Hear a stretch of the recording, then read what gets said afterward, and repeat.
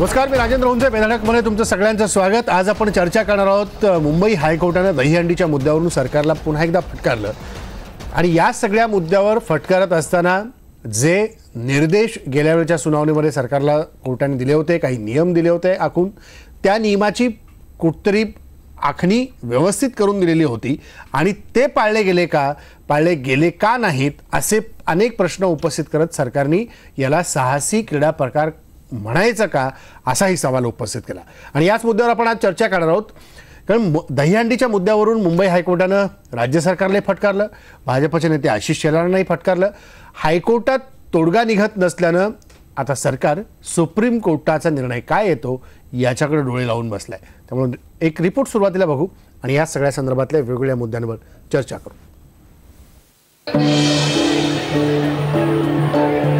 दहीहंडीतला थरांचा थरथराट यंदा पाहायला मिळण्याची शक्यता कमी झाली आहे. कारण मुंबई हायकोर्टानं दहीहंडीवर घातलेले निर्बंध उठवायला स्पष्ट नकार दिलाय. उलट सुनावणीवेळी कोर्टानं सरकार आणि आयोजक आणि आशिष शेलारांना चांगलेच खडे बोल सुनावले. 5 वर्षाच्या मुलाला दहीहंडीसाठी 20 फुटांच्या वर नेणं यात कोणतं साहस आहे? दहीहंडीला साहसी क्रीडा प्रकार म्हणता, मग त्याची नक्की व्याख्या काय? आशिष शेलार यांनी दहीहंडीच्या कार्यक्रमाला जाताना स्वतःची काळजी घ्यावी असा टोलाही कोर्टानं सरकारला लगावलाय. मागच्या वेळेला दहीहंडी समन्वय समितीचे देखरेखीसाठी जी समिती बनवली होती याचे अध्यक्ष आशिष शेलारजी होते आणि त्यांनीच त्यांच्या दहीहंडी आयोजनामध्ये 9 थरांची दहीहंडी लावली गेली होती आणि नियमांचं उल्लंघन झालं होतं. त्याच्यामुळे आज कंटेम्प्ट पिटिशनमध्ये कोर्टाने आशिष शेलारांनाही सुनावलं आहे की याच्या पुढे आपण कोर्टाचे नियम तोडले जातील किंवा जिथं उल्लंघन होईल अशा ठिकाणी आपण उपस्थित राहताना दक्षता घ्यायची आहे. दहीहंडीच्या थरातून मतांची बेगमी होते हे राजकीय पक्षांना चांगलंच ठाऊक आहे. त्यामुळे सरकारनं सुप्रीम कोर्टातही याचिका दाखल केली. 1 ऑगस्टला त्यावर सुनावणी होणार आहे. हायकोर्टाचा दृष्टिकोन आणि त्यानं नोंदवलेली मतं पाहता यंदा थरांचा थरथराट पाहता येईल की नाही याबाबत साशंकता व्यक्त केली जाते. विवेक कुलकर्णी, IBN लोकमत, मुंबई. आणि अनुषंगाने येणाऱ्या 3 महत्त्वाच्या मुद्द्यावर चर्चा आपण करतोय. पहिला मुद्दा चर्चेतला आपला आहे की दहीहंडीबाबत कोर्टाने दिलेल्या निर्देशांचं पालन करण्यात सरकार आणि आयोजक अपयशी ठरलेत का? दुसरा मुद्दा असेल की कुठल्याही क्रीडा प्रकारात धोका असतोच, मग दहीहंडीवरच एवढी चर्चा का होते? तिसरा मुद्दा, शेवटच्या थरावर लहान मुलांना चढवून त्यांच्या जीवाशी खेळ केला जातोय का? त्यांची सुरक्षा पाहिली जात नाही आहे का? या सगळ्या मुद्द्याविषयी आपण चर्चा करणार आहोत. आपल्यासोबत स्टुडिओमध्ये या सगळ्या संदर्भातल्या याचिकाकर्त्या स्वाती पाटील आहेत. त्यांनी कोर्टामध्ये काय नेमके मुद्दे उपस्थित केले ते आपल्याला सांगतील. आपल्यासोबत अभिषेक सुर्वे आहेत, दहीहंडी समन्वय समितीचे सल्लागार, तेही आपल्याला त्यांची बाजू समजावून सांगतील. आपल्यासोबत आमचा प्रतिनिधी उदय जाधव आहे जोगेश्वरी येऊन, ज्या ठिकाणी जय जवान मंडळाचे सगळे गोविंदा आत्ता सराव करतायत आणि उदय जाधव त्यांच्याशी आपल्याला काही गोष्टी समजून घेऊन सांगेल. उदय जाधव नंतर त्याच ठिकाणी संदीप ढवळे आपल्यासोबत असतील, जे प्रशिक्षक आहेत जय जवान मंडळाचे गोविंदा पथकाचे. आपल्यासोबत संकल्प दहीहंडीचे आयोजक आणि मुंबई प्रदेश राष्ट्रवादी काँग्रेसचे अध्यक्ष सचिन अहिर देखील फोन लाईनवरती आहेत. या सगळ्यांचं स्वागत. मला सुरुवात उदय तुझ्यापासून करायची की ज्या प्रकारे आता आपण बघतोय की वेगवेगळे वाद दरवर्षी दहीहंडी समोर आली की उपस्थित होताना दिसतात. आत्ता पाठीमागे आपण बघतोय गोविंदा काही सराव करतायत. त्याच गोविंदांच्या प्रतिक्रिया मला जाणून घ्यायच्या आहेत की ज्या प्रकारे साहसी क्रीडा प्रकाराला म्हणायचं का, हा मुद्दा कोर्टाने उपस्थित करत सरकारला याची व्याख्या स्पष्ट करण्याचे आदेश दिलेले आहेत. काय त्यांचं म्हणणं आहे? 20 फुटाच्या वर 5 वर्षाच्या मुलाला वर पाठवायचं का? सुरक्षा, जोखीम, गोविंदाजी मृत्युमुखी पडतात याची जबाबदारी कोण घेणार? त्यांना काय वाटतंय गोविंदा म्हणून?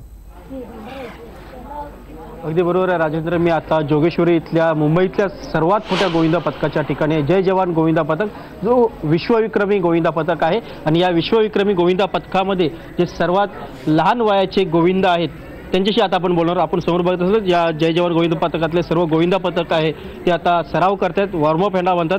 त्यांच्याशी आपण आता बोलणार आहोत नेमकं त्यांचं काय म्हणणं आहे. हा सगळ्यात लहान आहे जो वरच्या थरावरती चढतो. त्याशी म्हणतात, तुझं नाव काय पहिलं सांग, तुझं वय काय? माझं नाव ललित नागेश योगिष्टे, माझं वय 17. वय 17 आहे तुझं. तू कितव्या थरापर्यंत वरती चढतो? मी 9व्या थरापर्यंत वरती चढतो. कितव्या? 9व्या थरापर्यंत वरती चढलायस तू. तुला कधी भीती नाही वाटत 9व्या थरापर्यंत तू जातोस? नाही, पहिल्यांदा वाटली, त्याच्यानंतर माझी भीती गेली.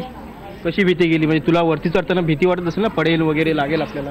पहिला वाटलेलं, त्याच्यानंतर हळूहळू प्रॅक्टिस व्हायला लागली, त्याच्यानंतर मग भीती नाही वाटायला लागली. पण प्रॅक्टिस झाल्यानंतर देखील तुला सुरक्षेची काहीच कधी काळजी वाटली नाही? नाही. कधी पडलायस तू थरावरनं वरच्या? हा एकदा पडलोय पण पोरांनी पकडलेलं आहे. पकडले होते. ओके. तुझे आई बाबा कसे असतात, काळजी नाही करत का तू वरती? करतात. करतात, पण तरी पण तुला पाठवतात वरती? हा पाठवतात. ओके. आपल्यासोबत इतरही काही मुलं आहेत, त्यांच्याशी बोलणार आहोत. तुझं नाव काय, तुझं वय काय? विद्याधर विलास आचरेकर, 20 चालू आहे ओके. इयर्स. आणि मला आता ह्या लेटेस्ट इयर 10 वर्ष कंप्लीट होतील ह्याच्यामध्ये. अच्छा. हा, तू कितव्या थरावरती करतो? मी सध्या आता 8व्या थरावरती आहे. 8व्या थरावरती. पण तू 8व्या थरावरती करतो, तुला कधी भीती नाही वाटत आपण पडू, आपल्याला लागेल, नाही. जीवाला देखील धोका आहे? भीतीला पडायचीच बघतो, पण पडायला देतच नाही ना, त्यामुळे भीतीच नाही. पडायला देत नाही म्हणजे तुझी प्रॅक्टिस पूर्ण होते, वरती चढताना काळजी घेतली नाही काय होतं? प्रॅक्टिस कंपल्सरी आमची कंप्लीट होते पूर्ण. कंप्लीट होते. हां, म्हणजे एखादी 10-12 ट्राय, एक ट्राय करायची सक्सेस असेल तर 10-12 ट्राय त्या करून घेतात, त्याच्यानंतर ती ट्राय आमची सक्सेस होते. ट्राय होते. म्हणजे प्रॅक्टिस करता. आपल्यासोबत इतरही काही मुलं आहेत, त्यांशी बोलत. तुझं वय काय, तुझं नाव काय? माझं नाव गणेश कोल्हेकर, माझं वय आहे 22. 22 वर्ष. तू कितव्या थराला करतो? मी 7व्या थरावर आहे. 7व्या थराला. हां. कधी पडण्याची भीती नाही वाटत? नाही, आमचा वॉर्म ऑफ प्रॅक्टिस एकदम चांगली असते, त्यामुळे कधी पडण्याची भीती नाही वाटली. कधी भीती नाही वाटली.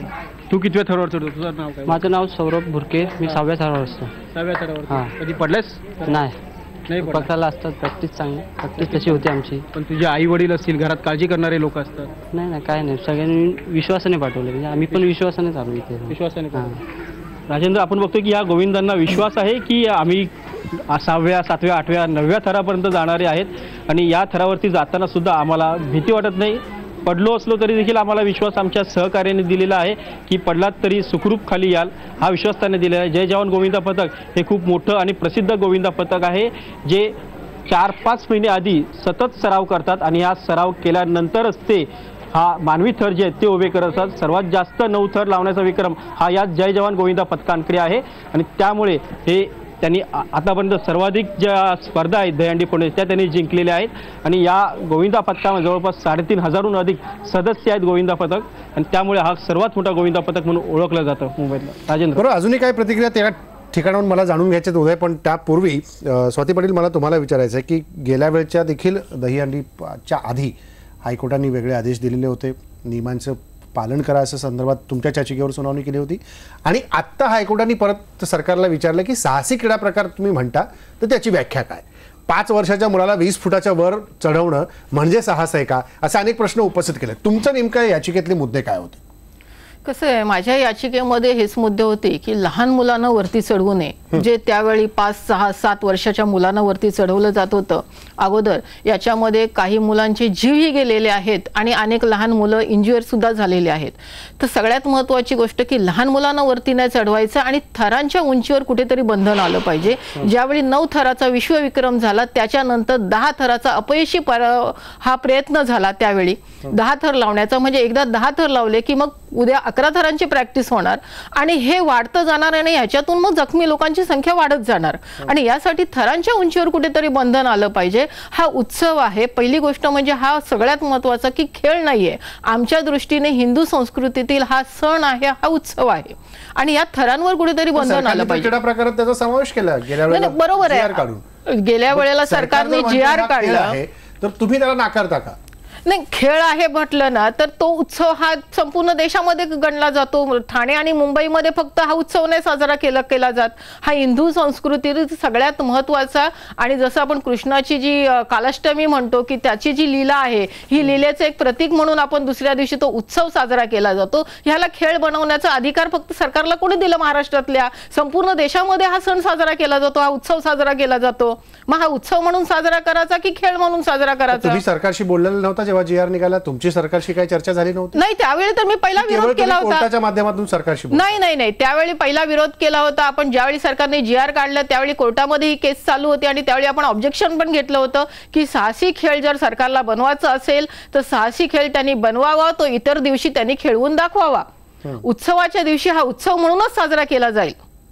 साहसी खेळाला विरोध केला नव्हता, परंतु असं जर थर लावण्याचं जर एखादा क्रीडा प्रकार जर सरकार बनवत असेल तर त्याच्यामध्ये जसं जय जवान सारखे आहेत की चांगली प्रॅक्टिस करतात, 9 थर लावतात, यांना एक प्लॅटफॉर्म मिळेल आणि तो इतर दिवशी त्यांनी खेळून दाखवा ना. दहीहंडी उत्सवाच्या दिवशी हा उत्सव साजरा करण्याचा प्रत्येकाला अधिकार आहे. जे 3 थर लावतात, 4 थर लावतात, त्या गोविंदा पथकांनाही उत्सव साजरा करण्याचा अधिकार आहे की फक्त 9 आणि 8 थर लावणाऱ्यांना अधिकार आहे का? त्या दिवशी प्रत्येक गळी बोललातला गोविंदा हा उत्सव साजरा करू शकतो. तुम्ही म्हणू शकत नाही की 3 थर लावतात त्यांनी हा उत्सव साहसी क्रीडा प्रकार आहे की नाही? नाही, साहसी क्रीडा प्रकारचा क्रीडा प्रकार हा उत्सव आहे. पण हा जर सरकार म्हणते क्रीडा प्रकार आहे तो साहसी आहे असं तुम्हाला वाटतं की नाही? नाही, ह्याच्यात साहस काय म्हणायचं की आपण जर 9 थर लावतो किंवा 8 थर लावतो ह्याच्यामध्ये कोणतं साहस आहे? आता कोणतंच ह्याच्यामध्ये गोविंदा पडत नाही, जखमी होत नाही असं नाही. केम हॉस्पिटलच्या रिपोर्टमध्ये जय जवानांचं सुद्धा समावेश आहे जखमी झाल्याचं. अभिषेक सुर्वे, तुम्हाला काय वाटतं की सरकार म्हणतं हा साहसी क्रीडा प्रकार आहे, क्रीडा प्रकारात मोडला जातो, कोर्टाने सांगितलं की सरकारने व्याख्या स्पष्ट करावी की साहस क्रीडा प्रकार म्हणजे नेमका काय? नाही, ह्याच्यामध्ये आता तुम्ही बघितलं तर एक ॲडव्हेंचर तर ह्याच्यामध्ये आलेलंच आहे राजेंद्रजी. कारण जर तुम्ही थरावर थर रचताय आणि एक व्यवस्थित त्याचा सराव करून प्रॅक्टिस करून जर तुम्ही जर हा मनोरा तुम्ही मानवी मनोरा जो रचताय तर त्याच्यामध्ये साहस आलंच. कारण ह्याला प्रॅक्टिस आली, सगळं आलं आणि त्याच्यानंतर कारण साहस ह्याला म्हणता येणार नाही असं म्हणू शकत नाही. कारण जर तुम्ही प्रॅक्टिस कुठच्याही गोष्टीला साहस नसेल तर त्याला प्रॅक्टिसची गरज नसते. पण कुठल्याही स्पोर्ट्स ॲडव्हेंचर मध्ये धोका आहे आणि मग तिथं साहस येतच. हे नाकारून चालणार नाही. एक्झॅक्टली. त्याच्यामुळे ह्याच्यामध्ये साहस आहेच. आता प्रश्न राहिला हा साहसी क्रीडामध्ये घ्यायचा नाही घ्यायचा, हा सरकारचं धोरण होतं, त्यांनी GR काढलेला आहे त्या पद्धतीने. परंतु हा जो कालपासूनचा जो विषय चाललेला आहे 5 वर्षाचा मुलांचा वगैरे, तर न्यायालयामध्ये हा अजून प्रकरण प्रलंबित असल्यामुळे याच्यावर आत्ताच वादविवाद करण्यात मला काही पॉईंट वाटत नाहीये. पण न्यायालयाने तेव्हाच आदेश दिलाय की 12 वर्षाच्या आतील मुलांना त्याच्यात समाविष्ट करून घेऊ नये. बरोबर स्वाती पाटील, मागच्या वर्षी न्यायालयाने म्हटलं बरोबर आहे. पण हे असं कुठं आढळून आलंय की मला सचिन नायर तुम्हालाही विचारायचं आहे की जेव्हा गेल्या वेळेच्या सुनावणीमध्ये न्यायालयाने म्हटलं की 12 वर्षाच्या आतील मुलांचा समावेश दहीहंडीच्या गोविंदा पथकामध्ये करू नये, मग गेल्या वर्षभरात अशा कुठे गोष्टी आपल्याला दिसल्यात का की ज्या 12 वर्षाच्या आतील आहेत आणि सरकारने त्या सांगितल्या नाहीत, नियमांची पायमल्ली झाली आहे आणि सरकार खरंच अपयशी ठरतंय का? जर न्यायालयाने इतके कडक निर्देश दिलेले असतील तर न्यायालयाचे निर्देश पाळण्यात सरकार अपयशी ठरतंय का? एकतर मुळामध्ये पहिली गोष्ट अशी आहे की जी समन्वय समिती आम्ही जी बनवली होती त्यामागचा उद्देश असा होता की आपल्यालाही काही शिथिलता किंबहुना काही शिस्त आपल्याला गोविंदा पथकांना आयोजकांना आणावं लागेल आणि म्हणून एक चांगला प्रयत्न होता. दुर्दैवाने असं झालं की हे जे निर्णय झालेले आहेत, बाल आयोगाने जो परस्पर एक्स पार्टी ज्याला आपण म्हणतो, कोणाशी चर्चा न करता, ना खेळाडूंबरोबर चर्चा केली ना आयोजकांनी केली, त्यांनी निर्णय घेतला आणि त्याच्या निर्णयावरती मग आता स्वातीताईंनी पुढाकार घेऊन हायकोर्टामध्ये ती याचिका दाखल केली आणि त्याचा आधार घेऊन ते सर्व निर्णय होत आहेत. प्रश्न असा आहे की विसंगती ही गेल्या 1-1.5 वर्षामध्ये अशी वाढलेली आहे की एका बाजूला कोर्ट सांगतोय की तुम्हाला या गोष्टी करता येणार नाही आणि दुसऱ्या बाजूला सरकार आणि सरकारमधले असलेले जबाबदार लोक सांगतात नाही हे तुम्हाला करायला काय हरकत नाही, शासनाने निर्णय घेतलेला आहे, शासनाने GR काढलेला आहे, तुम्ही बिंदास करा, काय कोणावर कारवाई होणार नाही. आणि दुर्दैवाची दुसरी गोष्ट अशी आहे की जे बोलणारी लोक आहेत, जे आयोजक म्हणून घेऊन पुढे येत आहेत, ज्यावेळी अशी कारवाई झाली तर माननीय उच्च न्यायालयाकडे जाऊन सांगतायत की ही आमची चूक झालेली आहे, आम्ही करणार नाही आणि आमचा असा उद्देश नव्हता. ही विसंगती ही जी मुळामध्ये सरकारने आपापल्या वेगवेगळ्या निर्णयाच्या माध्यमातून घेतलेली आहे. एक तर त्यांना स्पष्ट सांगायला पाहिजे होतं की हायकोर्टाचा आहे आणि जो सरकारने आज एक चांगला पाऊल घेतलेला की सुप्रीम कोर्टामध्ये जाऊन अपील केलं आणि सुप्रीम कोर्टामध्ये आपली बाजू मांडण्याचा प्रयत्न केला. हे तर हे गेल्या वर्षी जर झाला असता तर मला वाटतं हे जे कंटेम आज स्वातीताईंना करावी लागते आणि कंटेममध्ये आल्यानंतर जे आयोजक त्यावेळी बोलत होते गेल्या वर्षी मोठमोठे आयोजन, आता आम्ही आयोजनच करणार नाही, सत्ताधारीपैकी जी मंडळी आहेत ती बोलत होती, ती अशी ही वेळ आली नसती आणि म्हणून हे सुस्पष्ट सरकारचं अपयश आहे. पण सरकार मला एकच प्रश्न पडतो की 1 वर्ष काय करतो? ज्यावेळी हा उत्सव येतो त्याच्या अगोदरच या याचिका का, त्या अगोदरच सुप्रीम कोर्ट किंवा ॲडव्होकेट जनरल किंवा सिस्टम मंडळ या सर्व गोष्टी वर्षभरात आपल्याला हे सर्व करता आलं असतं आणि ही विसंगती काढली असती तर आज ही क्लिअरिटी राहिली असती. आणि जर जसं आम्ही निर्णय घेतला आयोजक म्हणून घेऊन की नाही या निकषाखाली जर हायकोर्टाने दिलं हे निकष हायकोर्टाचं जरी असलं आम्हाला आयोजक म्हणून मान्य नसेल, आम्ही आमचं आयोजन रद्द केलं आणि आम्ही भूमिका घेतली की नाही हे एक निकष जर बदली होत असेल तर आम्ही आयोजन करू, नाही करायचं असेल तर आम्हाला भूमिका घेऊ. पण कोर्टाचा अवमान करून जाऊन करणं हे मला वाटतं समन्वय समितीचा पण नाही विषय होता आणि नाही. दुसरा विषय महत्वाचा, एकच मिनिट मी घेईन, की मुळामध्ये लढाई काहीच नाहीये. जे स्वातीताई म्हणतायत की जर बसून चर्चा झाली तर मला वाटते दहीहंडी समन्वय समिती आणि हे जे आयोजक म्हणून आम्ही आहोत सर, त्यातून पण मार्ग निघू शकला असता. बिलकुल. पण आज ते मार्ग व्यासपीठावर न बसता कोर्टामध्ये गेल्यामुळे हे होतं. सरकारने याच्यासाठी पुढाकार घेतला असता, समन्वय समिती आयोजक आणि याचिकाकर्त्यांनी गेले असते आणि त्यातून आणि बाल आयोगाने जो घेतलेला निर्णय रद्द बादल ठरून मग हे निकष आपण जर केला असता की ठीक आहे 12 वर्षाचा नाही आपल्याला घ्यायचं नाही, आपल्या उंचीच्या बद्दल एवढं नाही तर एवढे करता येईल का, किंवा या गोष्टी जे आपल्याला त्यासाठी जे सेफ्टीचे इक्विपमेंट्स पाहिजे किंवा करायला पाहिजे या सर्व गोष्टी झाल्या असतात तर मला वाटतं ही विसंगती दूर झाली आहे. ती रोज नवीन नवीन विसंगती आणून लोकांवरती विशेषतः मंडळांवरती ताप वाढतोय, आयोजकांवरती ताप वाढतोय आणि दुर्दैवाने हा एक चांगला उत्सव ज्याला स्पर्धाचं स्वरूप काही मंडळींनी ना, त्यात काही आयोजक आमच्यातले पण असतील किंवा मंडळातली लोक पण असतील, आम्ही सर्वजण जबाबदार आहोत, ते आपण नकारू शकणार नाही. हे जे आयोजन दुर्दैवाने आता स्लोली रद्द होत आहेत, हा इतिहास जमा होता कामा नये, यासाठी ही लढाई लढली जाते. आणि म्हणून ताईने सांगितल्याप्रमाणे संस्कृतीचं जतन करत असताना काही उपाययोजना आपल्याला नक्कीच कराव्या लागतील. पण हा सणच बंद करण्याचा प्रयत्न जर कोर्टाकडनं होत असेल किंबहुना सोसायटीमध्ये परसेप्शन करत असेल तर आपल्याला जाऊन कोर्टाच्या नजरेत काही गोष्टी आणून घेऊन त्यात काही शिथिलता करून हा उत्सव पण राहायला पाहिजे आणि त्यातून जी कोर्टाची शासनता आणि जे समाजामध्ये जे एक वेगळा परिणाम या सर्व गोष्टीचा झालेला आहे ते होता कामा नये. या दृष्टिकोनातून सरकारने पावलं उचलण्याची गरज होती. अगदी खरं की सरकारने ही पावलं उचलण्याची गरज होती. अजूनही काही मुद्द्याविषयी आपण बोलूया सचिनजी, पण त्यापूर्वी मला संदीप ढवळे तुम्हाला विचारायचं आहे की जर सरकारने हा क्रीडा प्रकार साहसी असं म्हटलंय, आता कोर्टाने सरकारला विचारलंय की याची व्याख्या स्पष्ट करा, जर हे साहस असेल तर त्याची व्याख्या काय, आणि त्या सगळ्या पार्श्वभूमीवरती बघत असताना कोर्टाने नियम घालून दिला की 20 फुटाच्या वर कुठलाही थर जाता कामा नये. म्हणजे साधारणतः गोविंदा पथकांना 4 थरापर्यंत 4 मानवी मनोरे रचण्यापर्यंत कोर्टाने परमिशन दिलेली आहे, परवानगी दिलेली आहे. असं असताना अनेक ठिकाणी जर याचं उल्लंघन होत असेल तर तुम्ही या सगळ्या गोष्टीचा समन्वय कसा साधणार? दहीहंडी समन्वय समिती असेल किंवा सचिन अहिरांसारखे आयोजक असतील, सरकारमधले प्रतिनिधी असतील, स्वाती पाटील असतील, ह्या सगळ्यांनी मिळून कुठतरी आता याच्यावर मार्ग काढला पाहिजे की नाही, की दरवर्षी फक्त दहीहंडी आले की मग त्याचे परत मुद्दे समोर येणार, त्याच्यावर वाद सुरू होणार आणि मग त्याला वेगळ्या पद्धतीने पाहिलं जाणार.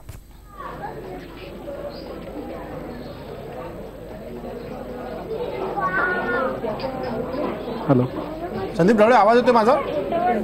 हा हो येतोय. मी तेच, तुमची भूमिका काय आहे जाणून घ्यायचं मला. हा आमची भूमिका अशी आहे की सर्वप्रथम तर साहसी खेळ करावा की नाही करावा हे अजून पेंडिंग आहे, म्हणजे अवलंबून आहे. आणि आमची जी याचिका आहे ती अशी आहे की हायकोर्टाने जे सांगितलेलं आहे की 20 फुटाच्या वर खेळू नये आणि खेळाडूंची 18 वर्षापुढील आतमध्ये त्यांना खेळवावं. बस आमचं तेवढंच म्हणणं आहे की कुठेतरी शिथिलता करण्यात यावी, जेणेकरून जे खेळाडू आहेत ते 12 वर्षापुढील असावेत आणि हाईटला त्यांनी त्यांच्या पद्धतीनेच थर लावण्याची मुभा द्यावी. तर कोर्टाने तर म्हटलं 20 फुटाच्या वर थर लावायचं नाही, मग आता मुभा कुणाला द्यावी? तर त्यासाठी आम्ही सुप्रीम कोर्टामध्ये गेलो की आम्हाला काहीतरी आमचं बोलणं ऐकून घ्यावं. पण या क्रीडा प्रकाराबद्दल तुम्ही काय म्हणाल की जर सरकार म्हणतं हा क्रीडा प्रकार आहे तर मग तो क्रीडा प्रकाराच्या पद्धतीने वर्षभर त्याचे वेगवेगळ्या पद्धतीचे सामने झाले पाहिजेत, त्याच्या स्पर्धा झाल्या पाहिजेत आणि मग केवळ दहीहंडी आली म्हणून आपण त्या सरावासाठी थांबलो नाही पाहिजे, असं वाटत नाही तुम्हाला? सर आम्हा सर्व गोविंदांना आनंद होईल की जर हा खेळ वर्षभर चालला तर. आणि साहस म्हटलं तर प्रत्येक खेळामध्ये साहस असल्याशिवाय होऊ शकत नाही आहे.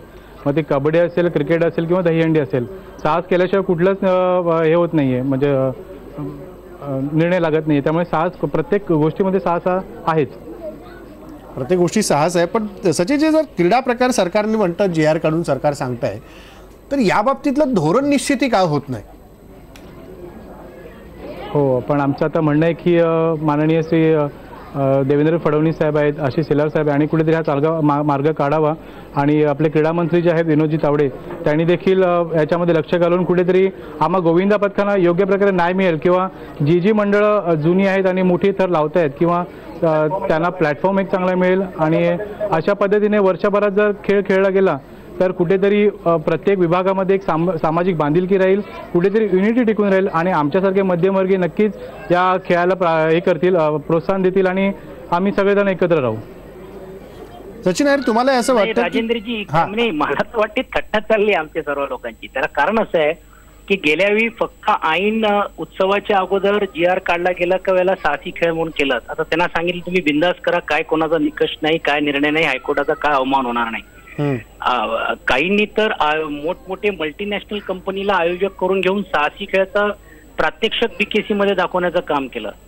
पण प्रश्न असा येतो की मग हे झालं, उत्सव झालं, 1 वर्षामध्ये या साहसी खेळाची काय प्रॅक्टिस झाली, काय तुम्ही अनुदानाची गोष्ट केली, पहिला जय जवान सारख्या मंडळाला पुढाकार घेऊन एक आयडल म्हणून घेऊन तुम्ही चला बुवा एक शिकवण आपण करूया, ह्याच्यातून हे स्पर्धा आपण आता एक खेळ म्हणून आपण साहसी खेळ म्हणून त्याच्यात इंटरॅक्शन करूया.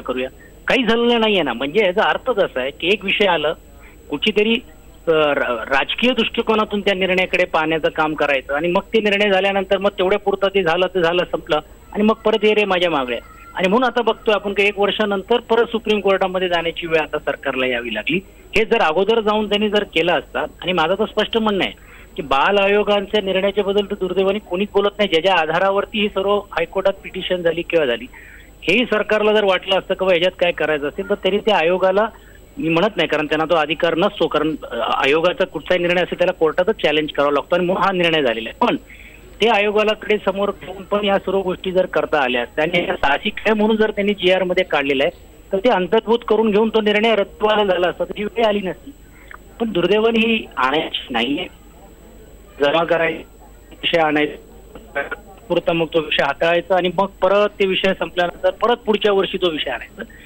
आमची या सर्वांच्या माध्यमातून सरकार खरोखर जर याचे लक्ष घालायचं असेल तर जसं मी अगोदर सांगितल्याप्रमाणे सर्वांना एका व्यासपीठावर आणल्याशिवाय ह्याच्यातला निर्णय होऊ शकत नाही. आणि जय जवानचे जे संजयने सांगितलं किंवा अभिषेक बोलल्याप्रमाणे मुळामध्ये लढाई ही नाहीच आहे की लहान मुलांना ते चढवण्याचं काम करतात, त्यासाठी कोणाचीच तयारी नाहीये. सर्व मंडळ पण आयोजक म्हणून पण आम्ही ह्याला विरोध करतोय किंवा खरोखरच जे लहान मुलांच्या बाबतीत जी स्वातीताईंची मूळ याचिका होती त्यातून ज्या काही गोष्टी जखमी होतात त्याला बाजूला ठेवून करू शकतो ना. फक्त हाईटच्या बद्दल असं म्हणणं होतं की आमची मुलं 12 वर्षाच्या वरती जे निर्णय हायकोर्टाने झाले ते 20 फुटाच्या वरती पण लावू शकतात.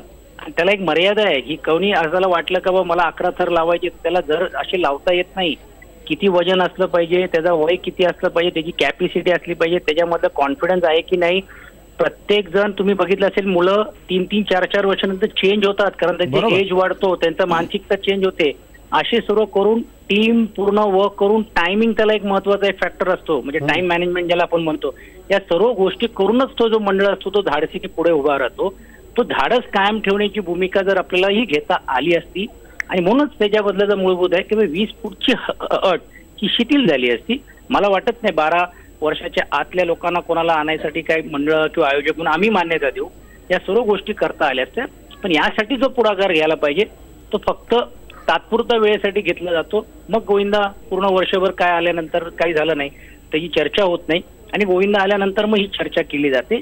ही विसंगती मला वाटते सरकारने कुठेतरी दूर केली पाहिजे. खरं ही विसंगती दूर करण्यासाठी म्हणून दहीहंडी समन्वय समिती याच्यात काय पुढाकार घेणार आहे की केवळ दहीहंडी आली तेवढ्यापुरतं आपण सुरू करायचं, दहीहंडी संपली की पुढच्या वर्षभर आपण शांत राहायचं, पण ह्याचा फॉलोअप कुठेतरी ठेवला पाहिजे की नाही सरकारची? नाही, सरकारची राजतरी मला सांगायची एक गोष्ट अशी आहे की हा फक्त दहीहंडी आली की हा विषय आपल्या चर्चेला येतो आणि वर्षभर शांत असतो असा प्रकार नाहीये. कारण माननीय सर्वोच्च न्यायालयामध्ये हा प्रकरण प्रलंबित असल्यामुळे न्यायालयीन पातळीवर वेगळी लढाई चालू असेल पण सरकारच्या पातळीवर हे कुठंच पुढे जाताना दिसत नाही. सरकार कोणाशी तरी बोलत आहे, सरकार काही आता जय जवान सरकार संदीप आता इथे इतकी सगळी 3-3.5 हजार मुलांना प्रशिक्षित करतायत. या जसं आता सचिनजी म्हणाले की यासारख्या माणसांना एकत्रित करून कुठतरी प्रशिक्षित करणं गोविंदांना हे वर्षभर का आपण प्रयोग करत नाही? वर्षभर म्हणजे 1 महिन्याआधी असं ह्याला सुरुवात होते असं नाहीच आहे. मला म्हणायचं तेच आहे की कोर्टाची बाजू असू दे किंवा सर्वाची बाजू असू दे किंवा नेत्यांमधली समन्वय असू दे, हे दहीहंडी समन्वय समिती जी आहे ही वर्षभर ह्यासाठी मेहनत करत असते, सर्वांच्या संपर्कात असते आणि हा उत्सव सुरक्षितदृष्ट्या कशा पद्धतीने पार पडेल जेणेकरून 0 फॅकल्टी, 0 ॲक्सिडेंट आणि 0 अपघात कसे होतील याचा पूर्ण गेले 3-4 वर्ष म्हणजे जेव्हापासून हे बाल हक्क आयोग कोर्टापासून ते सुप्रीम कोर्टापर्यंत तो जो हा फेज जो आहे, हा जो टायमिंग पिरियड आहे, ह्याच्यामध्ये कंटिन्युअसली समन्वय समिती आता ह्या सगळ्या गोष्टीचा पाठपुरावा करत आहे. परंतु आता दहीहंडीच्या वेळेलाच आता तुम्हाला तर माहिती असेल की सिस्टम जनरेटेड असतं सगळ्या गोष्टी, त्याच्यामुळे ॲब्सोल्युटली तो आता उत्सवाच्या आधीच या गोष्टी न्यायालयामध्ये येत आहेत आणि त्याला हिअरिंगला सुरुवात होते. परंतु तसं नसताना हे गेले 3-4 वर्ष कंटिन्युअसली ह्या गोष्टीचा पाठपुरावा केला जातोय. दहीहंडी समन्वय समितीच्या वतीने कोणत्या तरी गोष्टीला शिथिलता यावी आणि उत्सव व्यवस्थितरित्या पार पडावा ह्याच्यासाठी पूर्णपणे विचार केला जातोय असं मला सांगावं असं वाटतं. पण स्वाती पाटील, तुम्हाला असं वाटतं की या सगळ्या याच्यामध्ये जसं आता समन्वय समिती आहे, तुम्ही आहात, सचिन अहिर आहेत, यांच्यासारखे अनेक आयोजक असतील, सर्वपक्षीय आयोजक असतील, जय जवानसारखं मंडळ असेल, या सगळ्यांना एकत्रित घेऊन कुठतरी त्याची एक पॉलिसी बनवावी, त्याचं धोरण बनवावं, त्याचं नियोजन नीट व्हावं, यासाठी प्रयत्न झाले पाहिजेत. कसं आहे, धोरण 2014ला एक बनवलं गेलं होतं. 2014ला जे नियम अटी सरकारनेच दिल्या होत्या ह्या, त्यावेळी आपण म्हटलं तर सरकार काँग्रेसचं होतं, आता बीजेपीचं आहे, सरकार कोणतंही असू दे. ज्यावेळी 2014ला नियम वाटून दिले त्यावेळी त्या नियमांना धरून आज गेली 3 वर्ष झाली. या नियमांना धरून जर गेली 3 वर्षातली दहीहंडी झाली असती तर आज मला वाटतं कोर्टात चर्चेचा सुद्धा हा किंवा आपला इथे चर्चेचा सुद्धा विषय नसता. 2014ला ज्यावेळी धोरण आखलं गेलं त्यावेळी 2014च्या अगोदर सुप्रीम कोर्टामध्ये स्टे घेतला गेला आणि सुप्रीम कोर्टाला हे दाखवलं गेलं की आम्ही सर्व नियमांचं पालन करू. आम्हाला 2 दिवसावर दहीहंडी आलेली आहे, प्रॅक्टिस झालेली आहे, त्याच्यामुळे यावर शिथिलता द्यावी. त्यावेळी कोर्टाने स्टे दिला होता. परंतु 2014ला 7 ते 8 वर्षाच्या मुलांचा सहभाग घेतला होता. त्याचे केस पेपर माझ्याकडे आहेत. 6 वर्षाची मुलं वापरली गेली होती. त्याच्यामुळे कुठल्या अर्थाने सरकारवर विश्वास ठेवायचा आपण? माझं तर म्हणणं आहे की 3 वर्ष हा खेळ 0 ॲक्सिडेंटनी करून दाखवावा. मी माझी याचिका विड्रॉल करेल. अभिषेक सुर्वे, शक्य आहे म्हणजे आता कॅज्युअलिटी म्हणायला गेलं तर 0 ॲक्सिडेंट जरी म्हटलं तरी मायनर कॅज्युअलिटीज होणं नाही होणं हे तुमच्या माझ्या हातातच नाहीये. पण त्या पद्धतीने जर सुरक्षेची यंत्रणा म्हणा, सेफ्टी इक्विपमेंट, सेफ्टी गिअर्स म्हणा, किंवा तिकडे म्हणजे ऑन द स्पॉट जिकडे दहीहंडीचे थर रचले जातात त्या ठिकाणी फर्स्ट एडचे उपाय म्हणा, किंवा जसं माननीय उच्च न्यायालयाने जसं नियमाची बांधणी केलेली आहे सुरक्षिततेच्या बाबतीत, म्हणजे सेफ्टी हार्नेस आलं, त्याच्यानंतर हेल्मेट्स आले, सेफ्टी जॅकेट्स आले, खाली जिकडे आपण थर रचतो तिकडे जर बेसला तुम्ही जर चांगल्या पद्धतीचे थिकनेसचे मॅट जे टाकले, टेक्निकली ज्याला अप्रुव्हल दिलेलं आहे असे मॅट्स टाकून जर केले तर मला वाटत नाही की जे अपघात 100% असं जर म्हणत असाल तर ते कदाचित 5-10% येतील आणि तेही मायनर ॲक्सिडेंट असतील असा आमचा विश्वास आहे. आणि त्या पद्धतीनेच दहीहंडी समन्वय समिती आपली बाजू कोर्टात मांडत आहे. संदीप, तुम्हाला वाटतं या सगळ्या याच्यातले आपल्याला जे मायनर इंजुरीज आहेत, काही प्रमाणात जे जखमी होणारे गोविंद आहेत, त्या जखमी होणाऱ्या गोविंदांना आपण चांगल्या पद्धतीने प्रशिक्षित केलं आणि ह्या सगळ्या सेफ्टी मेजर्स, जे सुरक्षाची काळजी आपण घेतली तर ह्या सगळ्या गोष्टी काही प्रमाणात तरी टळू शकतील? हो, नक्कीच. कसं आहे ना सर की सर्वच मंडळांनी जर 2 महिने अगोदर सराव केला, लगेच काय 8 आणि 9 थर नाही लागत आहेत. त्यासाठी सराव महत्त्वाचा, व्यायाम महत्त्वाचा आहे, टीमवर्क महत्त्वाचं आहे. त्यातनंच आपण हे 0 अपघात घडवू शकतो. आणि ॲक्सिडेंट होऊ नये म्हणून आपण हे करतोय, प्रॅक्टिस करतोय. आणि अपघात काही सांगून येत नाहीये. तो अपघात होऊ नये म्हणून आपण 2 महिने ग्राउंडवर असतो आणि वॉर्मअप त्यातनंच प्रशिक्षण घेत असतो. तर आपण जर हे रेग्युलर केलं तर मला वाटत नाही कुठे आपलं ॲक्सिडेंट किंवा अपघात होईल करून. सातत्य याच्यामध्ये ठेवलं पाहिजे तर निश्चितपणे त्याच्यात काही अडचणी येणार नाहीत असं सगळ्यांचंच म्हणणं आहे. एक छोटासा ब्रेक घेऊ, ही चर्चा पुढे चालू ठेवू आपण. सगळे पाहुणे आपल्यासोबत असतील. मात्र या सगळ्या दहीहंडी स्पर्धांमध्ये आयोजनात वाढत जाणाऱ्या बक्षिसांची रक्कम आणि त्यातली स्पर्धा याच्यामुळं देखील काही गोष्टी त्या स्पर्धेत जाऊन नंबर मिळवण्याकरता उत्साहात अनेक जण करायला जातात आणि मग अपघाताला सगळ्यांना सामोरं जावं लागतं. हे कसं टाळता येईल याच्यासाठीचा नेमका समन्वय, याच्यासाठीची चर्चा नेमकी काय असेल, ब्रेक नंतर.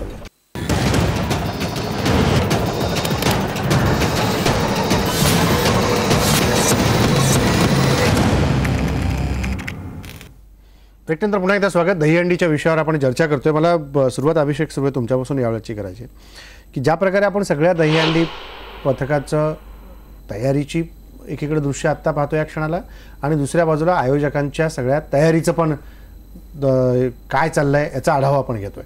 मगाशी ब्रेकपूर्वी जो मुद्दा उपस्थित केला होता की वेगवेगळ्या आयोजकांकडनं दाखवली गेलेली वेगवेगळी मोठी लाखांच्या रकमांची बक्षिसं आणि त्या ईर्षेतून त्याच स्पर्धेमध्ये आपला नंबर अव्वल राहावा म्हणून सुरू झालेली एक जीवघेणी स्पर्धा असं याला रूप देत आहे की तिथं कुठतरी आता आयोजकांनी देखील जबाबदारी घेण्याची गरज आहे की बाबा जे सेफ्टी मेजर्स कोर्टाने नेमून दिलेले आहेत ते आम्ही पाळतो, मग बाकीच्या गोष्टी आम्ही सगळ्या सुकर होतील, मग गोविंदा पथकाने काही त्रास होणार नाही. हे कुठेतरी होण्याची गरज आहे. नाही, ती गोष्ट तुमची बरोबर आहे की आयोजकांनी सुद्धा थोडीशी जबाबदारी घ्यायला पाहिजे, थोडीशी नव्हे तर पूर्णपणे जबाबदारी घ्यायला पाहिजे, जेणेकरून मी मगाशी सांगितल्याप्रमाणे सेफ्टी हार्नेसचा विषय असू दे किंवा सेफ्टी बेल्टचा असू दे किंवा सेफ्टी हेल्मेटचा असू दे किंवा मॅटचा विषय असू दे, या सगळ्या बाबतीत आयोजकांनी पुरेपूर जबाबदारी घ्यायलाच पाहिजे. आणि त्याच्यानंतर तुमचा तो पहिला प्रश्न होता की ह्याच्यामध्ये कुठेतरी पैशाचा आमिष दाखवून जे आपल्याकडे म्हणजे त्याची चुरस निर्माण होते, मला वाटत नाही तसं होत आहे. कारण का, ज्यांचे प्रॅक्टिस चांगले मोठे थर लावण्याचे आहे, ज्यांचा सराव चांगल्या पद्धतीचा आहे, असेच गोविंदा मंडळ आज त्या ठिकाणी जाऊन आपले मोठमोठे थर रचतायत. परंतु रस्ता ते थर मोठे थर रचताना सुद्धा कुठेही ओव्हर कॉन्फिडंट न होता आयोजकांनी त्याची जबाबदारी घेऊन त्यांना कशी सेफ्टी हार्नेसेस वगैरे पूर्ण इक्विपमेंट्स त्यांना पुरवले जातील ह्याच्याकडे पूर्णपणे आयोजकांनी लक्ष दिलं पाहिजे. माझं असं म्हणणं आहे, जो इतर ज्या गोष्टीवर जे खर्च करतात त्याच्यामध्ये सेलिब्रिटीज असू दे किंवा तुमचे मोठे मोठे DJ सिस्टम्स असू दे, ह्या सगळ्या गोष्टी बंद करून तुम्ही गोविंदा मंडळ आणि तिकडे लावणारा थर जो मंडळ आहे तोच तुमचा सेलिब्रिटी आहे आणि त्या पद्धतीने त्यांच्या संपूर्ण सेफ्टीची तुम्ही जबाबदारी घ्यायला पाहिजे असं मला वाटतं. सचिनजी काय वाटतं आपल्याला? नाही, ह्याची चर्चा जी सुर्वे बोलतायत समन्वय समितीमध्ये आपण केली होती ना, आणि फक्त केली नव्हती तर त्याला आपण काही नियम पण टाकले होते. एवढंच नाही तर आपण हाईट किती असली पाहिजे, त्यामध्ये फक्त वयाचा विषय नव्हता, पण आयोजकांनी काय काळजी घेतली पाहिजे. इन्शुरन्स हा कधी विषय आला नव्हता, पण आपण त्यामध्ये हा कंपल्शन टाकलं की प्रत्येक जे येणारे जे आयोजकांनी जेवढे मंडळ येतात त्या प्रत्येकाला इन्शुरन्स केलं पाहिजे. फक्त तेवढं इन्शुरन्स करून चालणार नाही, तर ती जी अगोदर यादी घेऊन ती इन्शुरन्स कंपनीकडे द्यायला पाहिजे. ओरिएंटल सारख्या कंपनी पुढे आल्या, कधी इन्शुरन्स नव्हता, त्या एका दिवसासाठी इन्शुरन्स पण काढण्याची भूमिका आयोजक म्हणून आम्ही सर्वांनी घेतली. एवढंच नाही तर खालचा थर काय असलं पाहिजे, रोडवरती लागल्यानंतर पडल्यानंतर काय होईल त्याची चिंता केली पाहिजे, सेफ्टी इक्विपमेंट्स केली पाहिजे, सिक्युरिटी असली पाहिजे.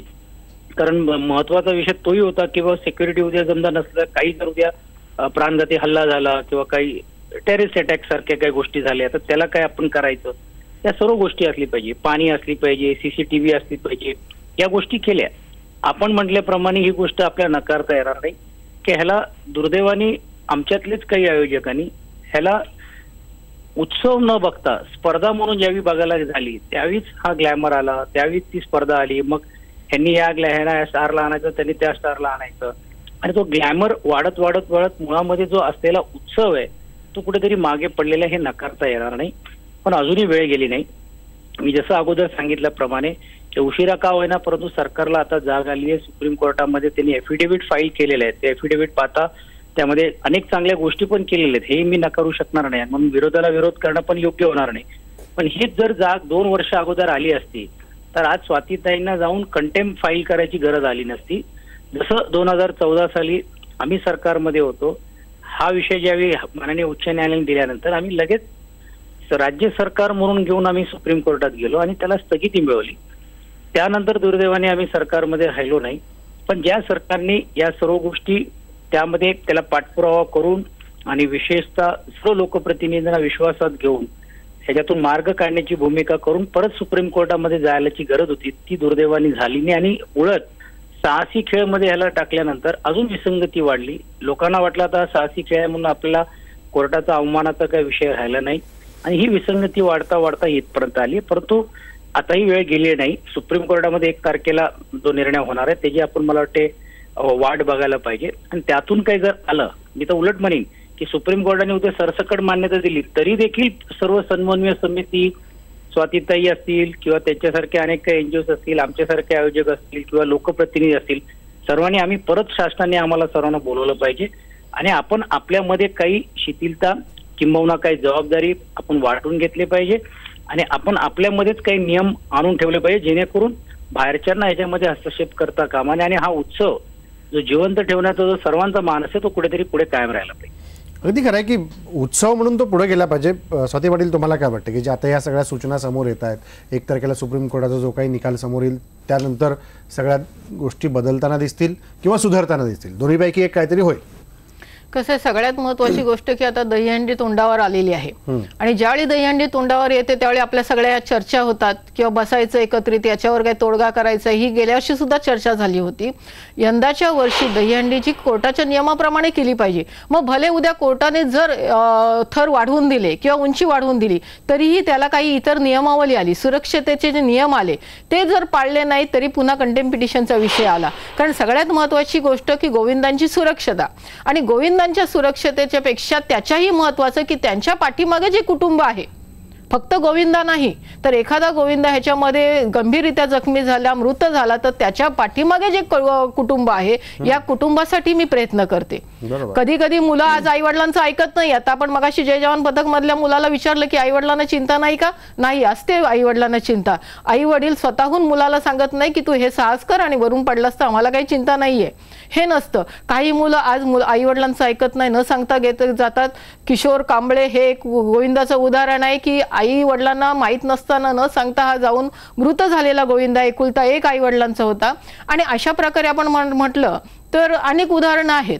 आणि सगळ्यात महत्त्वाची म्हणून मी म्हटलं की कंटेम्प्टचा विषय नंतरही आला, जरी उद्या कोर्टाने उंचीची हे नाही गेली तरी इतर ज्या नियम अटी आहेत त्याच्यावर माझं लक्ष असेलच किंवा जनतेचं लक्ष असेलच याच्यावर. तर सरकारने दहीहंडी जवळ आल्यानंतर नाही तर दहीहंडी झाल्यानंतर सुद्धा चालेल, एकत्र बसलं पाहिजे, जेणेकरून पुढल्या वर्षी कसं आपल्याला व्यवस्थित हे करता येईल की जेणेकरून याच्यामध्ये काहीतरी मार्ग काढता येईल किंवा आम्ही सेफ्टी देऊ. आयोजकांनी हे तयारी दाखवली पाहिजे, ही रिटर्न तयारी दाखवली पाहिजे, लेखी लिहून दिलं पाहिजे. कारण माझ्या याचिकेमध्ये आयोजकांवर गुन्हे दाखल व्हावेत असं माझ्या याचिकेमध्ये मागणी होती कोर्टाकडे आणि ती कोर्टाने मंजूर केलेली आहे. परंतु गेल्या वर्षी गोविंदा पथकांना हे गुन्हे दाखल करायला लागलेत कारण आयोजकांनी हात वरती केले. आम्ही सांगितलं होतं त्यांना तुम्ही लावू नका तरी गोविंदांनी थर लावले असं आयोजकांनी म्हटलं आणि गोविंदा पथकांवर गुन्हे दाखल झाले. हे गेल्या वर्षी झालं तर हे चुकीचं झालेलं आहे आणि त्याच्यामुळे आयोजकांनी संपूर्ण जबाबदारी ही घेतली पाहिजे आणि ती लेखी स्वरूपात त्यांनी दिली पाहिजे जबाबदारी, तरच कुठेतरी याच्यावर तोडगा निघेल. खरं आहे. संदीप ढवळे, तुम्हाला काय वाटतं की ही जबाबदारी नेमकी कोणी स्वीकारली पाहिजे, सरकारनी, आयोजकांनी की गोविंदा पथकांनी? नक्कीच आपला वाद जो चालू आहे माझ्या मते असं वाटतं की आपण अपघातावर चाललेला आहे. अपघात तर चालताना धावताना देखील होतो. याच्यापूर्वीच जर म्हणजे पिटिशन दाखलपूर्वी जर स्वातीताईंनी आम्हाला सर्वांना विश्वासात घेतलं असतं, दहीहंडी समन्वय समितीला म्हणजे किंवा मुंबई ठाणे जे काही मंडळ आहेत त्यांना विश्वासात घेऊन जर आपण पुढचं जी नियमावली आहे किंवा अटी ज्या आहेत जर आपण तयार केलं असतं तर आज हा हे झालं नसतं, म्हणजे इथपर्यंत भांडण्यापर्यंत किंवा चर्चा करण्यापर्यंत राहिलो नसतो. आणि हे सगळे मुद्दे फक्त हिंदू सणावरच का, बाकीचे पण आहेत ना, त्याकडे पण स्वातीताईंनी थोडं लक्ष द्यायला हवं, माझं वैयक्तिक मत आहे. पण आमच्या हिंदू धर्माच्या मागे असं याचिका टाकून कुठेतरी खेळांची किंवा उत्सवाची गळचेपी करणं मला योग्य वाटत नाहीये. काय म्हणाल तुम्ही सर्वांना विश्वासात घ्या, नियम काढा, आपण त्याच्यापुढे हे करू. की हिंदू धर्म किंवा हे ह्याच्यावर मी चर्चा मुळीच करत नाही. मी काम करते जनतेच्या प्रत्येक माणसासाठी. मी एक सामाजिक कार्यकर्ते आहे, त्याच्यामुळे जातपात हा माझ्याकडे नसेल, राजकीय लोकांकडे हा विषय असेल किंवा हिंदू मुसलमान ह्याच्यामध्ये ह्याच्यावर कोणतेही येणे. आता आपण बघितलं की मुस्लिम ह्याच्यामध्ये तुम्ही फक्त जो रोजाच्या दरम्यान हे होतं त्याच्यावर सुद्धा याचिका दाखल झालेली आहे. माणूस घराच्या बाहेर पडला की अपघात केव्हा येऊ शकतो. तुम्ही रोज ट्रेनला त्याच्यासाठी सिग्नल वगैरे आपण आहेत ना, सरकारने नियम केलेले आहेत. भीक मागतायत त्यांच्याकडे लक्ष द्या. अहो सगळे कितीतरी मुद्दे आहेत स्वातीताई, पण आपल्या सणावरच का तुम्ही आम्हाला विश्वासात घ्यायला होतं? विश्वासात घेतला फॉलो केलं. हा सण आमचा पण आहे, आम्ही स्वतः दहीहंडी साजरी करतो, माझ्या घरामध्ये दहीहंडी साजरी केली जाते. आम्हाला सर्वांना विश्वासात घेतलं असतं ना. अहो तुमचा विषय हे नाहीये. 3 वर्ष मी पथनाट्याद्वारे जनजागृती करत होते, मोठमोठ्या हेडिंग होत्या पेपरला. 3 वर्ष जनजागृती करत होते पथनाट्याद्वारे. संपूर्ण मुंबई आणि ठाण्यामध्ये सर्व पेपरला हेडलाईन्स होत्या मोठ्या मोठ्या. आजही माझ्याकडे न्यूजपेपर आहेत. सरकारला 2 वर्ष पत्रव्यवहार करत होते. हे आहे की जर समजा समन्वयाने एकत्रित सगळे बसलो असतो तर मार्ग निघाला असता, सगळ्यांना घेऊन तुम्ही बसला असता तर मार्ग निघाला असता. तर त्यांचं तेच म्हणणं आहे की आता दहीहंडी फक्त आली की चर्चा होते. आमच्या सणाचे धिंदोडे काढतात. संदीप, मला तेच म्हणायचं आहे की फक्त दहीहंडी आल्यानंतर याची चर्चा न होता वर्षभर याच्यावरती या मुद्द्यावरती सगळ्यांकडनं चर्चा झाली पाहिजे. मग ते ठाण्यातले आयोजक असू द्या, मुंबईतले आयोजक असू द्या, पुढाकार घेऊन मुंबई बाहेरचे तर त्यांना सपोर्ट केला पाहिजे. ठाण्या मुंबई बाहेरचे देखील आयोजक असू द्या, महाराष्ट्रातल्या सगळ्या ठिकाणच्या दहीहंडी आयोजकांना बोलवा आणि त्याच्यावरती चर्चा घडवा. बरोबर. काय वाटतं? श्रीकृष्ण जन्मोत्सव हा सण हा उत्सव पूर्ण महाराष्ट्रामध्येच नाहीये तर पूर्ण इंडियामध्ये होतो. बरोबर आहे, देशभर साजरा होतो. पण सगळीकडे लागले जातात. 1 असो किंवा 2 असो किंवा 3 असो किंवा 4 असो, तर हे सगळीकडेच लागले जातात. आणि त्यातनंच मटकी फोडून त्यातनं दही खाल्लं जातं. मथुरेमध्ये आहे, बरोबर आहे, हे असलं पाहिजे. पुणे आहे, आपलं महाराष्ट्र आहे, कोकण आहे. तुम्ही इकडे पण लक्ष द्या ना. सगळीकडे आपण सण साजरे करतोय आणि कुठेतरी कारणं द्यायची आणि आपल्या उत्सवाची गळचेपी करायची मला तर पटत नाहीये. आणि आम्ही खेळाडू आहोत, आम्ही चांगल्या पद्धतीने आमच्या खेळाडूंची प्रिकॉशन घेतो. आणि एक सांगू इच्छितो की जे तुम्ही जय जवान नाव ऐकलंय कुपरमध्ये किंवा याला KEMला, तिथे आमचा खेळाडू नाही आहे. जय जवान मंडळ हे माझगाव आपलं मुंबई सेंट्रल एक मंडळ आहे, तिथला कोणतरी खेळाडू असू शकतो. असेल, आमच्यामध्ये असून अपघात असं झालेलं नाहीये. सांगितलं नाही, तो विषय नाहीये. नाही मगाशी तुम्ही त्यांचं नाव बाईकवर चालणारे आहेत, पदचारी आहेत, कुठे खरचटले मुरचटले की डायरेक्ट कुपरला जाणार आहे. प्रायव्हेटमध्ये कोण घेत नाहीये, मग त्याचं पण सगळे नोंद केली जाते ना एकदमच की 200, 300, 400 जखमी झालेल्या गोविंदांची संख्या म्हटले मी. ते मला या वेळ संपत आलाय. मला सचिनजी तुम्हाला विचारायचं आहे की ज्या प्रकारे समन्वयाचा मुद्दा आता संदीपनी काढला, समन्वय समिती आहे, ठीक आहे, काही बंधनं त्यांना येत असतील, सरकारकडनं फारसा रिस्पॉन्स मिळत नसेल, तुम्ही सरकारात काम केलं यापूर्वी आणि आत्ताही चांगल्या पद्धतीने तुम्ही याच्याशी समन्वय करू शकता, तर तुम्ही पुढाकार घेऊन पुढच्या वर्षभरामध्ये याचे सगळे मुद्दे सोडवण्यासाठी प्रयत्न कराल का? 100%. आणि हा पुढाकार आम्हीच घेतला म्हणून फक्त आम्ही समन्वय समिती केली नाही, तर आम्ही ट्रस्ट पण केलं. जे असे जे दुर्दैवाने जखमी होतात त्याची चर्चा फक्त आपण मीडियाद्वारे किंवा आपण स्वतः आणि मी आपण स्वतः मिळून आपण तेवढ्याच दिवशी करतो. त्याच्यानंतर वर्षभर त्याकडे कोण बघत पण नाही. त्याच्यासाठी काय कॉर्पोरेट फंड काढलं पाहिजे हेही आम्ही इथपर्यंत पुढे गेलो. पण सध्याचं सरकार वन मॅन आर्मी सारखं चाललेलं आहे, ते कोणाला विश्वासात घ्यायलाच तयार नाही ना. त्यांनी आम्हाला बोलवावं, आम्ही जरूर यायला तयार आहोत. आणि समन्वय समितीला पुढाकार म्हणजे समन्वय समितीला पुढे ठेवून आम्ही सर्व आयोजक त्यामध्ये सहभागी होऊन ह्याच्यातून काही तर त्यांना आमची जे उपसूचना किंवा सूचना जे पटत असतील ते त्यांनी घ्यावं आणि त्यातून मार्ग काढायची तयारी ठेवावी. पण पुढाकार मात्र तर सरकारनेच घ्यावा लागेल. आम्ही तुम्ही सांगितल्याप्रमाणे ज्यावेळी आम्ही सरकारमध्ये होतो त्यावेळी आम्ही हा पुढाकार घेतला. निवड फक्त आम्ही पुढाकार घेतला नाही, सर्वपक्षीय म्हणजे मनसे असेल, BJP असेल, शिवसेना असेल, सर्व आजी माजी महापौर लोकांना घेऊन केलं. अभिषेक सुर्वे तिकडे बसलेले ते त्या गोष्टीला साक्षीला होते. तसं पुढाकार आता घ्यायला पाहिजे. पण आता काय चाललंय ते आता यामध्ये पुढाकार घेण्यामध्ये पण स्पर्धा झालेली आहे. हे दुर्दैव आहे. आणि ह्याच्यामुळे हा उत्सव दुर्दैवाने कुठेतरी खरं आहे की तुम्ही म्हणता ते योग्य आहे की पुढाकारातच राजकारण सगळं दडलंय आणि त्यातच या उत्सवाला कुठेतरी गालबोट लागतं हे स्पष्टपणे दिसतंय. काय म्हणता अभिषेक तुम्ही? नाही, उत्सवाला गालबोट लागतं हे खरं आहे. म्हणजे कुठाचे तरी मुद्दे, राजकीय मुद्दे समोर न्यायचे आणि मला त्याच्यावर राजकारण करायचं आहे म्हणून मी ते रेटायचा प्रयत्न करतो आणि मग उत्सवाकडे दुर्लक्ष होतं, त्याला गालबोट लागतं. हे दिसतं याच्यातनं. तसं आता त्या बाबतीत मी बोलणं एवढं हे नाहीये. पण समन्वय समिती म्हणून तुम्ही काय सांगा? समन्वय समिती म्हणून आजपर्यंत आम्हाला सर्वच राजकीय पक्षांनी म्हणजे सचिन भाऊ असू दे, जितेंद्र आव्हाड असू दे किंवा आता माननीय आशिष शेलार साहेब असू दे, राज ठाकरे असू दे आणि माननीय मुख्यमंत्री असू दे, सर्वांनीच दहीहंडी समन्वय समितीला पहिल्यापासूनच या उत्सवासाठी मदत केलेली आहे आणि त्यांचा सहभागी लावलेला आहे. आणि दुसरी गोष्ट मी सर तुम्हाला असे सांगू इच्छितो की आत्ताच्या वेळेला ही सुप्रीम कोर्टमध्ये मॅटर ही जी चालू आहे त्यावेळेला ही सरकारच्या माध्यमातून आता पुरेपूर आपल्याला मदत होते. आणि ती नुसती मदत म्हणून एक कुठेतरी अशी अंधश्रद्धा म्हणून मदत होत नाही. कुठच्या राजकारणाच्या बाबतीत मला वाटत नाही, कारण मी स्वतः उपस्थित असताना मी पाहिलेलं आहे की सुरक्षेच्या दृष्टिकोनातून आणि हा खेळ आणि हा उत्सव कसा सुरळीत होईल त्या दृष्टिकोनातूनही सरकार आता सकारात्मक पुढे येत आहे. जेणेकरून माननीय मुंबई उच्च न्यायालयाने जे आदेश दिलेले, जे सुरक्षेच्या बाबतीत जे आदेश दिले होते त्याची कुठेतरी आता पूर्णपणे त्याची अंमलबजावणी व्यवस्थितरित्या होईल असा विश्वास पटवण्यासाठी सरकार आता पुढे आलेलं आहे.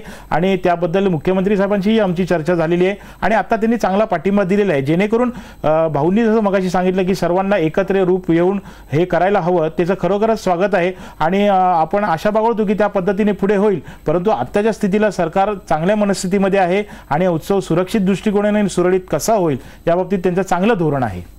धोरण चांगलं आहे. निश्चितपणे सोहळे साजरे झाले पाहिजेत, सण साजरा झाला पाहिजे, उत्सव साजरे झाले पाहिजेत, यात कुठलंच दुमत नाही.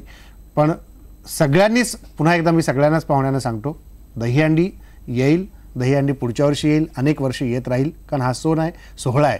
पण सण फक्त साजरा झाला की आपण थांबायचं आणि पुढे फक्त सण आल्यानंतर चर्चा करायची हे न होता उरलेल्या 364 दिवसामध्ये काय करता येईल याचाही विचार सगळ्यांनी केला पाहिजे. आणि सगळ्याच गोविंदा पथकांना, संदीप ढवळे यांच्या सगळ्या सहकाऱ्यांना IBN लोकमतच्या वतीनं मी आवाहन करतो, साहस करायला जाऊ नका. कोर्टाने काही नियम घालून दिलेत तर नियमाचं किमान पालन करा आणि साहस करताना आपल्या पाठीमागं आपलीही कोणीतरी वाट बघताय याचंही आपण लक्षात ठेवा, या गोष्टी ध्यानात ठेवा. निश्चित सोहळे साजरे करा, सण साजरा करा, उत्सव साजरा करा, आनंदाने करा, पण त्या आनंदामध्ये बेभान होऊ नका, भान फक्त ठेवा आणि साहसाकडे वळण्यापेक्षा उत्सवाचं आनंद प्रत्येकाच्या घरात हा गोविंदाचा काला कसा जाईल याच्यासाठी प्रयत्न करायचा.